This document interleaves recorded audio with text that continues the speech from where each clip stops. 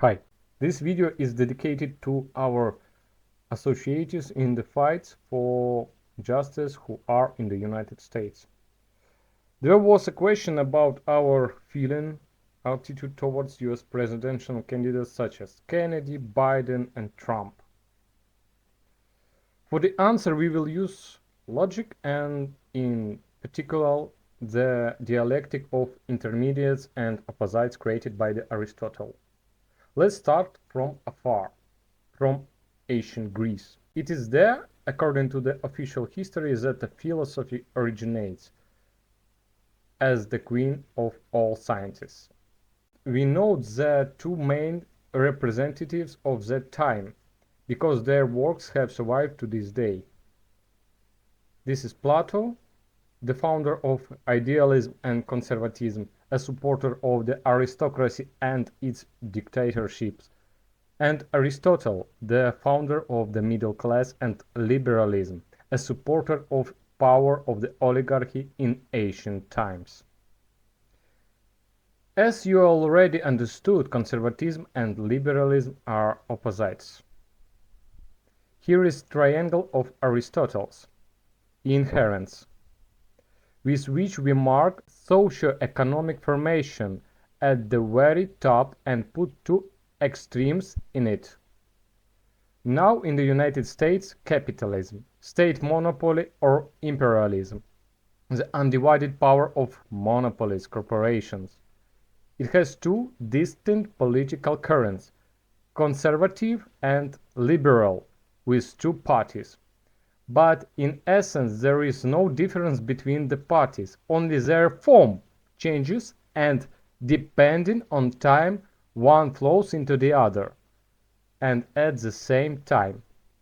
So, the extreme right ideology under capitalism is fascism, that is the open terror of a national capital, and the extreme left ideology is anarchism, that is complete freedom and independence from nothing.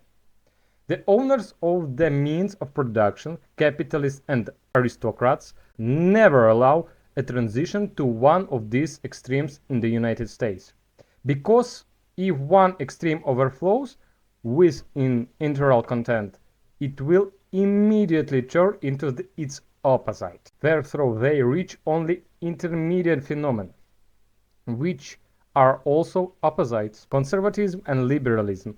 Between them there are still intermediate ones, such as chauvinism, nationalism, which do not turn into the something more. But since the anarchy of production is inherent in capitalism and in the condition of globalization, even internal planning in monopolies can last no more than 5 or 7 years. The follow-up situation follows.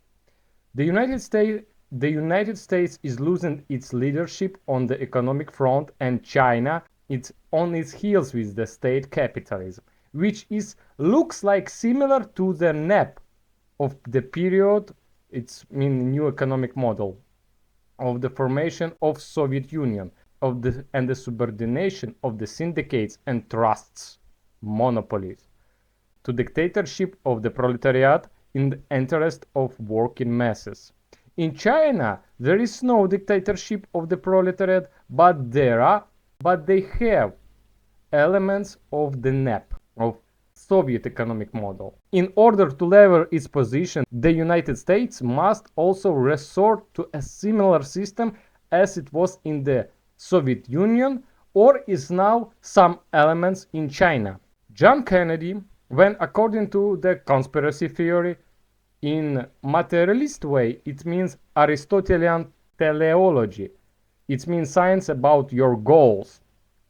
He wanted to subordinate, to regulate the state to monopolies and proposed to nationalize the federal system, a private shop of such giants as the Rockefellers, Carnegies, Morgans, DuPonts, Rothschilds, Vanderbilts, Westinghouses, Baruch, etc. But he was killed, probably by the CIA, probably for what he wanted to do and for the reforms in the CIA associated with Alan Dulles. and he is associated perhaps because he wanted to relieve that the Khrushchev was recruited by the CIA and causes maximum harm to the Soviet Union economy. For myself, my sympathy for Robert Kennedy Jr. is very great in terms of that fact that he wants to put regulation in the United States over corporation and ends the eternal wars. Lenin wanted the same. Kennedy from the elites, from the noble families. Lenin was also from the elites, from the noble family. I do not share the overpasses of Aristotelian liberalism by Kennedy and Democrats, but neither do I share the views of Biden, neocons, and the right wing with Trump. I do not support them. All this is a diversion from main pressing problems of capitalism, exploitation of man by man, and excessive pressure on the habitat with a huge amount of garbage. But it is otherwise that I, as dialectician, should take into account that maturation of the masses for the revolution and other aspects associated with the dialectic of development. China is forced to compromise and follow the path of capitalism and even move toward national socialism as one of the type of socialism for a separate nation. But this path is destroyers for other nations. What Kennedy has to offer really puts him closer to justice than Biden and Trump. Kennedy offers a state capitalism, and this is already the first step towards socialism, as intermediate state on path to the communism. I understand the word communism is now corrupted, but I give it the original meaning of positive meaning. Let's go on. But the United States is a capitalist, maybe say monster, and it needs a real opposite of what the Soviet Union of Lenin and Stalin period was like. For what? For systematic development and mutual learning.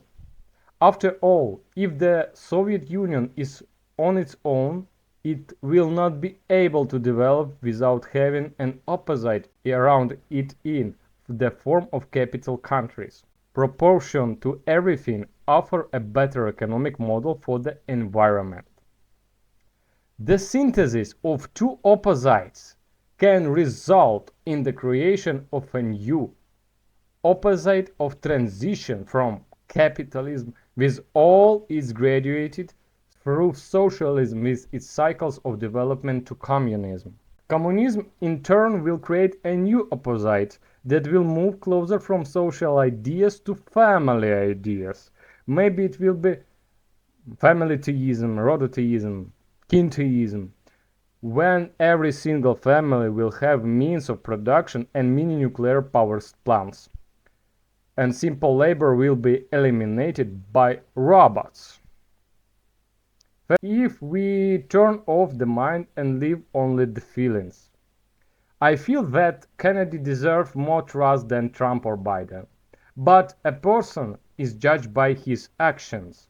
Time will tell. Thank you for watching.